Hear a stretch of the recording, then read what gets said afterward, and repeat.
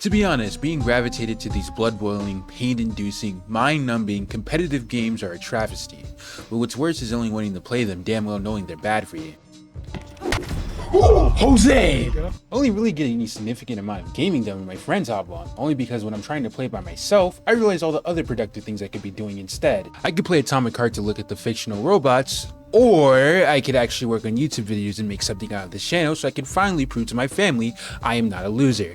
It's that duality that really strays me away from playing games in my free time. I'd rather just play with friends because it's far more fun that way. But the thing about being a multiplayer casual is that the palette of games you can play sometimes suck depending on your friend group's taste in gaming. Overwatch 2, Call of Duty, Apex Legends, a trifecta of red flags that show you don't have much going on in your life. These games are competitive. The only thing between you and fun is how much of a loser the enemy player is. Nowadays, you can't really play casually. You gotta be at the top of your game, know every niche mechanic, and consume at least 3 hours of content on said game a day. A lot of games you can't just hop into. I know it's far too late for me to become a Rainbow Six Siege player, CSGO is out the window, and Rust would be a total nightmare. It's games like these that have been around long enough that if you weren't there learning as every update was rolling out, you are not gonna have fun as a new player. It's cheating! It's cheating! Yeah, Dude, she already sees me! I hate this game, man! Dude, Give! how? I literally just saw everyone. Then there's single player games. Refer to the point I made previously, I'd rather do something better with my life. And I don't mean that with disrespect. God of War, Uncharted, Last of Us, all great games that are the closest thing you'll get to playable movies. At least I'm told that. I play on Xbox, the same company that likes buying massive studios but not making games with them. Even if I did have access to these playable cinematic experiences, I doubt I finish them. I play games in short sessions to have immediate fun. I'd much rather play a couple runs of arcade and Soul Calibur than sit down and play a movie. A lot of times, the most fun I have in games are found in simplicity.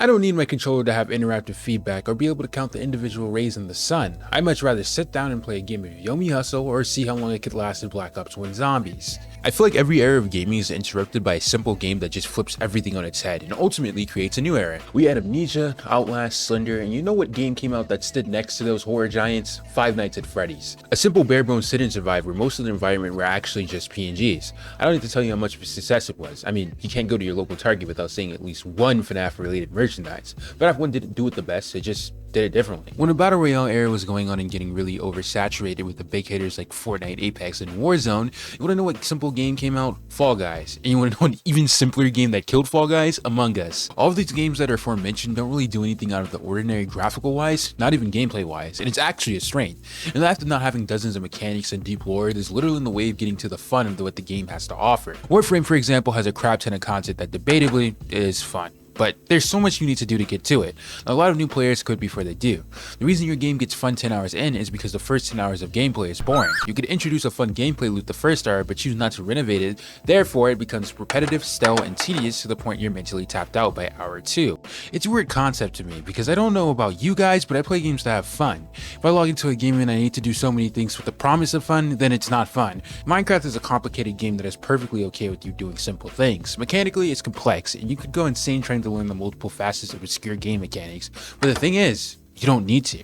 The game isn't going to punish you for not wanting to do that. In the same game you can build a supercomputer, an industrial mob farm, and conquer an entire dimension. You could literally have the same amount of fun or even more just living in a dirt hut and nomadically exploring what the infinite wonders of the land have to offer. Likewise, Project Zomboid is a complex game that doesn't put any restrictions on the way you play. Despite there being a constant threat of zombies that'll tear you apart at the fault of one false move, Michael! Don't leave me here! Michael! Michael! Help me! you could literally still play how you want. There's so many skill trees and professions and stuff in the game I personally haven't gotten to yet, which sounds complicated, but the game isn't going to punish you for camping out the house you spawned in. Project Zomboid is a game that shows you how to play first, then shows you could be doing more, but not that you have to do more. The game is not going to time gate you or penalize you for playing a certain way. It's just there to make you understand that, hey, they're zombies and they want to kill you. They will kill you. It's up to you how you want to delay the inevitable. Have fun. And it works. Then there's games that take the concept of genres and strip it down to its core fundamentals. Muck and Yomi Hustle. What do these two things have in common? There are games and genres filled with the titans of gaming, but instead of trying to become the next Minecraft or Street Fighter, don't let things such as graphics, sound design, voice acting, and all the bells and whistles of modern AAA get in the way of having fun. These games can stand on their own 2 feet without all of that because they know even without it they are actually enjoyable. Muck being this chaotic mishmash of a survival game and Yomi Hustle being a turn-based stickman fighting game. They could have the polish of a modern game, but they really don't need it. It's a part of the charm. What about simple games with polish? Overcooked 2 is a well-made game about the stressful, destructive atmosphere of the cooking industry. It's able to achieve so much with such a simple concept. Overcooked 2 wouldn't be different from Papa's games when you put it on paper, but in terms of the art direction and gameplay, both games offer different perspectives on the same concept and manage to provide timeless fun the moment you open the game. Then there's AAA simple games, Mario Kart, Mario Party, Animal Crossing. Wow, Nintendo is really good at this. I mean, do I really need to elaborate? You want to talk about timeless fun? Well, gaze no further.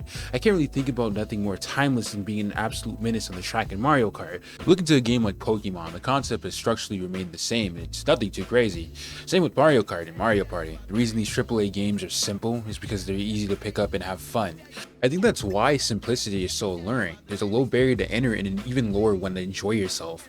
In the same way you could easily be overwhelmed with modern day zombies maps and COD with all the Easter eggs and mechanics, you can just as easily just downgrade a couple games and go back to playing Kino. You don't need to overcomplicate things. Yes, complex gameplay and high resolution graphics are great, but when that's a bigger factor than if the game is actually fun, then that's a problem. I'm not saying the AAA cash cows are bad. It is the modern day game complexities pushing games to the edge that evolves the industry to create better games. And as much as it's cool to have these deep expansive worlds with machine learning technology, ray tracing, and interactive feedback, sometimes it's much more enjoyable to sit down and play a game of Uno with friends and find fun in simplicity. Can we go play Apex? I'm deleting this game. Fuck you. I'm not uninstalling this ever again, Xbox. Never mind this shit ever again. Let me tell you